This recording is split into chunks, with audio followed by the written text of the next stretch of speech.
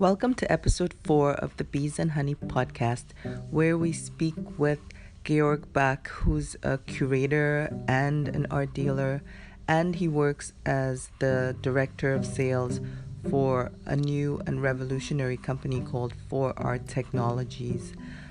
Georg is based in Switzerland, but you'll find him pretty much anywhere around the world where there is art, and he's really well informed about the genesis of this whole type of digital art that we've seen a lot of in the last few years. Thanks for joining us, Georg. What I love about Anchor is that it's given me creative control of my own material. I was approached by a big company to do a podcast about the art world, and I didn't want to sign over all rights to them. Anchor has allowed me to make this podcast and to keep creative control as well as financial control in terms of advertising. Anchor gives you everything you need in one place for free. You can use it on your phone or your computer. There are tools that help you to upload your recordings that you've done separately or on the app.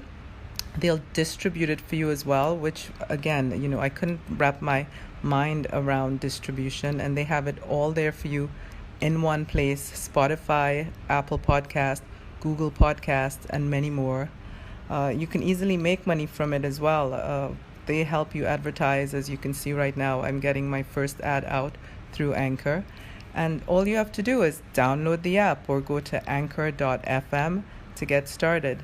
Good luck with your podcast and getting your voice out there and owning your content.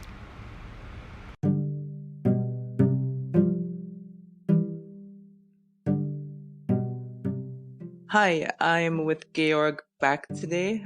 Georg is part of our episode 3, Art and Technology. Georg, you can start by telling us a little bit about yourself. You're based in Switzerland, correct?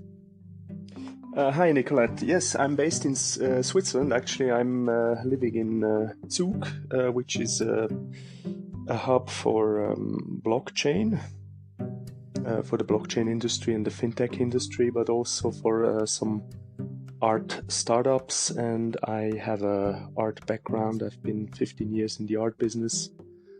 Started at House and Word Gallery and was also an art advisor at LGT Fine Art Services, which is the Liechtenstein bank owned by the Prince of Liechtenstein. And I had my own gallery for almost 7 years, which I co-founded with my former business partner, Christina Schäublein. And yeah, we were actually strongly focused on digital art for many years, and this is also my particular interest. I would say I'm a specialist on generative photography, especially. Perfect. Well, maybe you could tell us a bit about that. Why don't we start there, and then we'll move back into the art and tech related to software programming for the arts in general. So tell us about the generative art and photography. Well, generative art is a term. It's actually an art historical term that was coined by a German theorist and philosopher named Max Bense. In the 1950s, he wrote a book which was called Aesthetica, and there he defined what generative aesthetic means. Well, generative aesthetic is a form of art which is made by an algorithm or by set rules, which you also use a machine that is basically following these rules and is producing an aesthetic state. They were saying aesthetic states instead of aesthetic artworks. So the aesthetic state can always be repeated or can be modulated according to the algorithms used. Now, in the 1960s, there were a couple of artists that were exploring this idea with the first computers which at that time were huge machines, computing machines, and they were using plotters to make plotter drawings, or they also explored this idea of generative aesthetics in photography.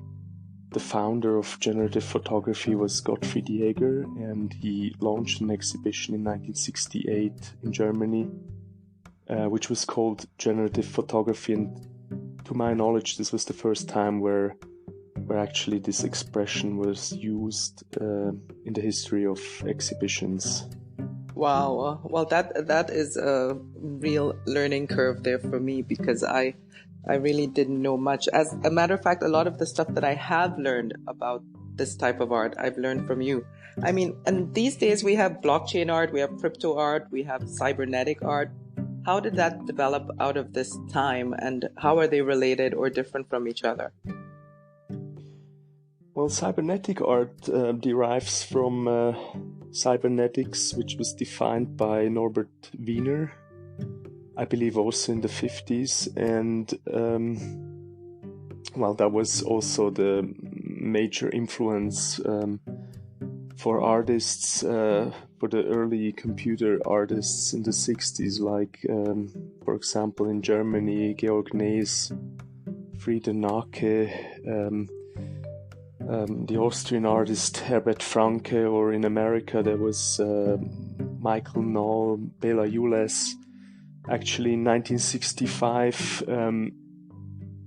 according to the history of computer art, in 1965 there were the first art exhibitions on computer art. First in Stuttgart with a solo exhibition with Georg Bak. And then in the same year, actually, also in Howard Weiss Gallery in New York with Bela Yules and Michael Knoll. And this was the beginning of the interest for computer art. And there was a large exhibition in 1968 at the ICA in London, which was called Cybernetic Serendipity. This is a very important exhibition in the history of computer art, and I think more than 100 artists were exhibited, and they also showed a few machines and tools that were used for making this kind of art. Your recent exhibition, Automat and Mensch, which you did at a gallery in Zurich, what would you say are the top 3 artists? Because you had a lot of artists in that exhibition. What were the top 3 definitive pieces that you could point out? I know it's hard, but for example, there was a sculpture in the front of the flower. You said it was the first robotic flower or something like that. Tell us about that work.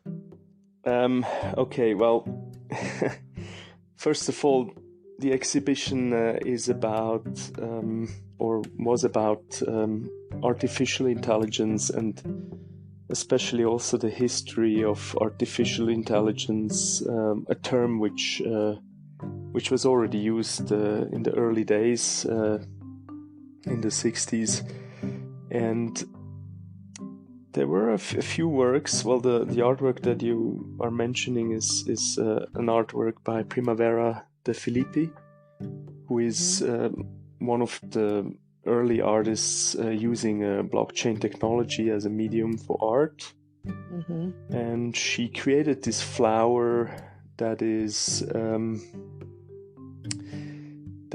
actually an artwork that is regulated on the blockchain, and you can feed the flower with Bitcoin or Ether, and if the flower is gaining enough cryptocurrencies, then it's gonna produce another flower, so it's gonna produce some kids. Wow. And so this is a whole system in itself. And by now, I believe there are more than 12 flowers produced.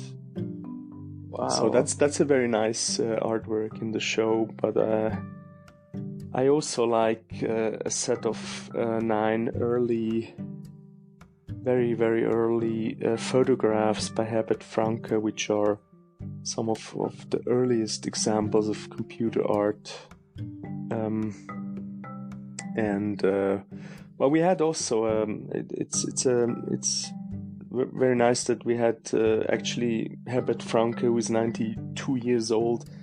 And then we had this very young artist called Robbie Barat, who's 19 years old, and he's kind of a pioneer of GANs. Well, he's using GANs to make art, like generative adversarial What's GANs? networks. What's GANs? That's actually like the way they make artificial intelligence in art. So they use a lot of images, and then they train a generator that is then learning from the images to create its own new images, which are kind of in the style of the images that were fed originally to the machine. Exactly. Yeah. And what about this CryptoPunks guy? I know you had a lot of those CryptoPunks floating around a while back. Who's that guy, or who are those guys, or how does that work? Well, the CryptoPunks, they were created by Matt Hall and John Watkinson, both living in New York.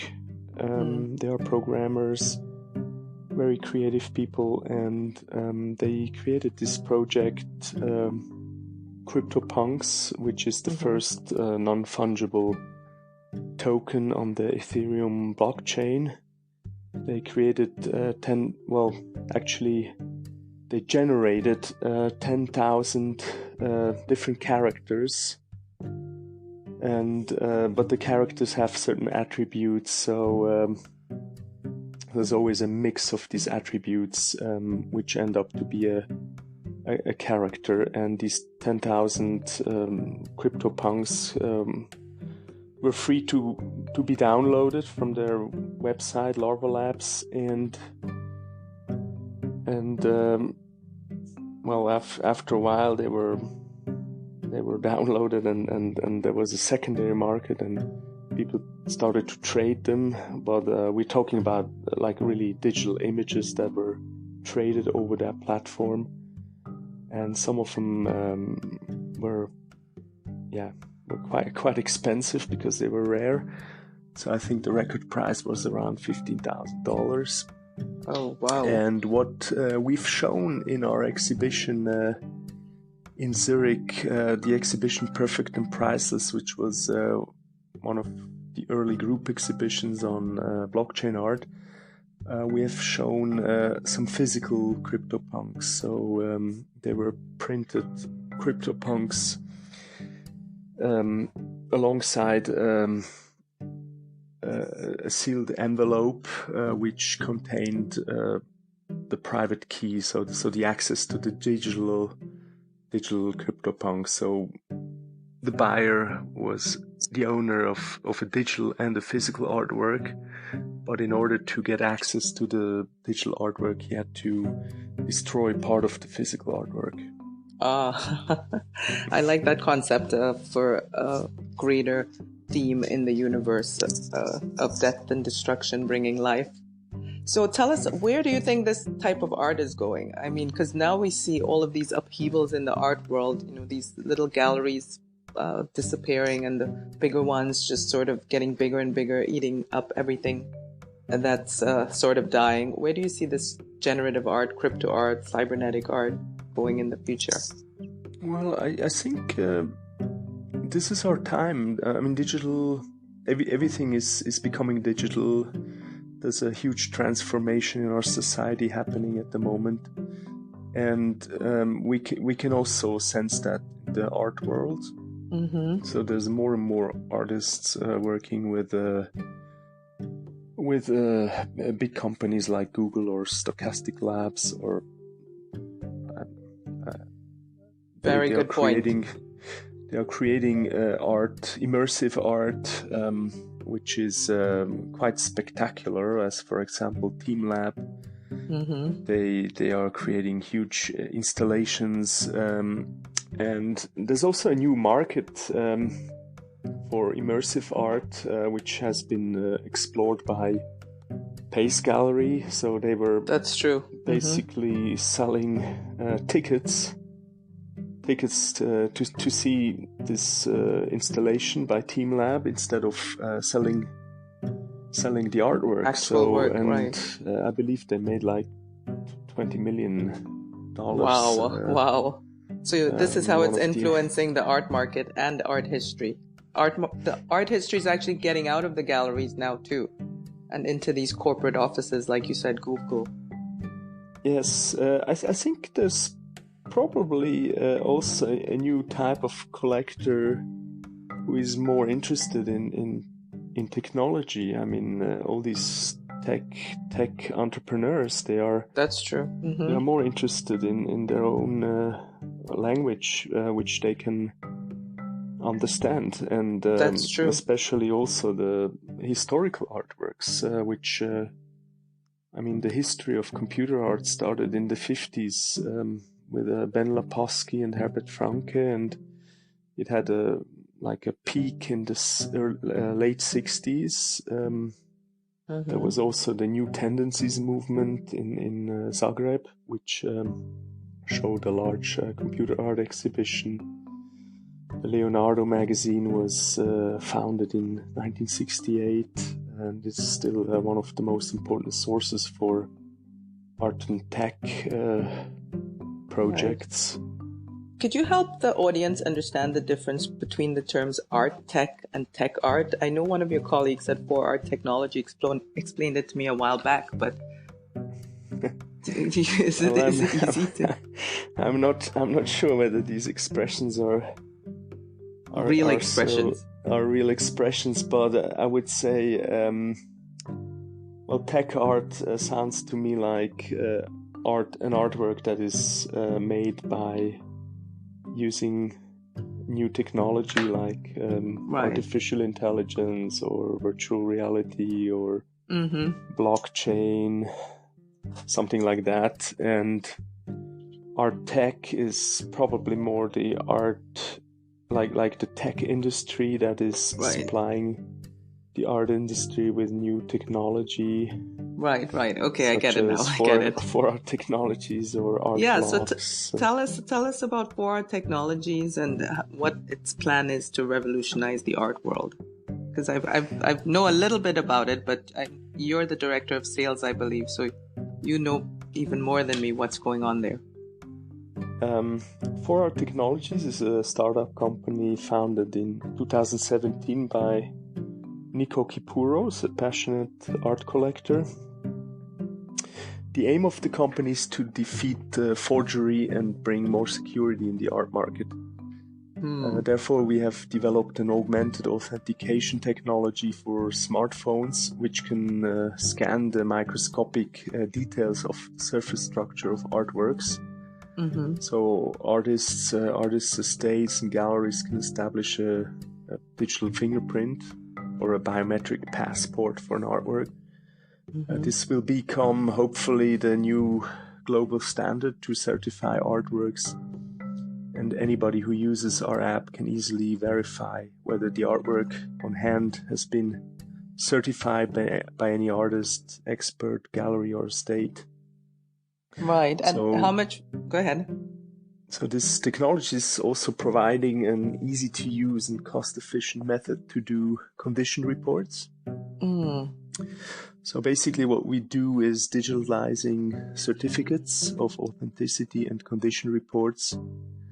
And by using our augmented recognition technology and blockchain, any record will stay irreversibly on the blockchain. So this brings security and a new standard into the market. And we will be launching our product next year.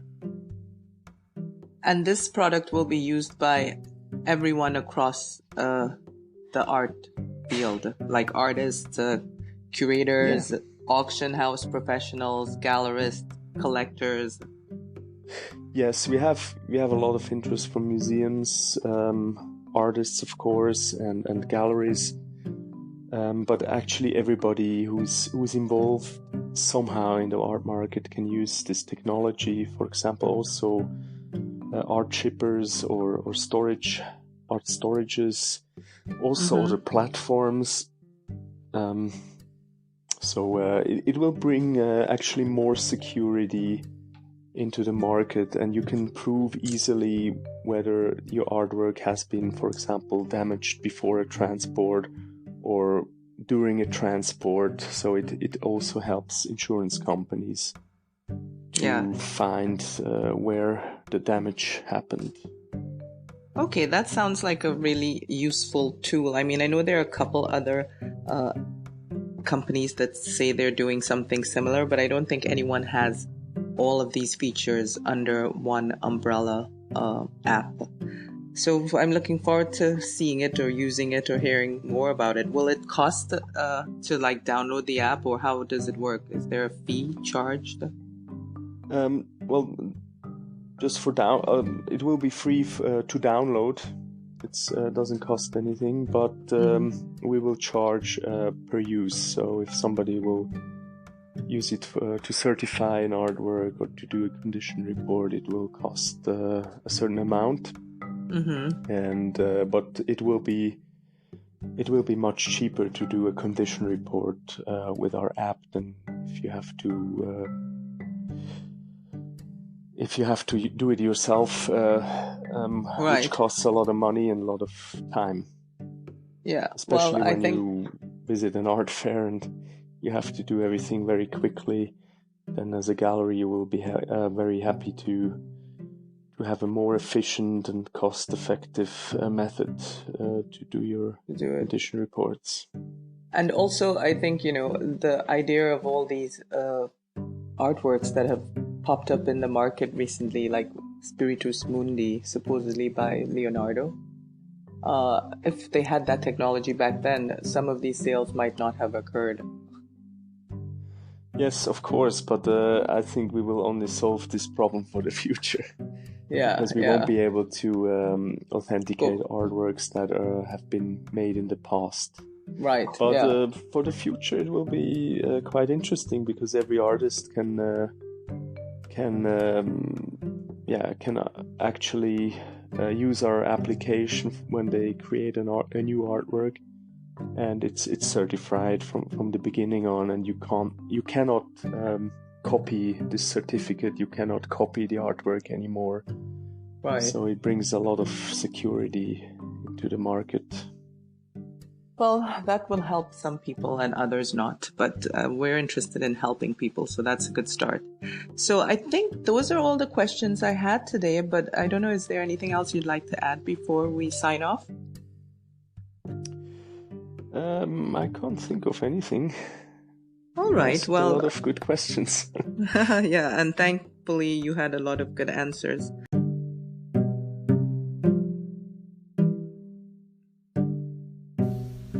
Thank you for joining us for episode 4 of the Bees and Honey podcast. Next week we have the 5th and final episode in this series about digital art. We'll be speaking with artist Uri Dotan, who I've worked with for many years. I met him in the early 2000s, and at that time the work he was doing was really mind-blowing for me. He's still doing amazing work here in New York City, and he will talk about his work in the context of digital art next week. Thank you for joining us, and have a great week.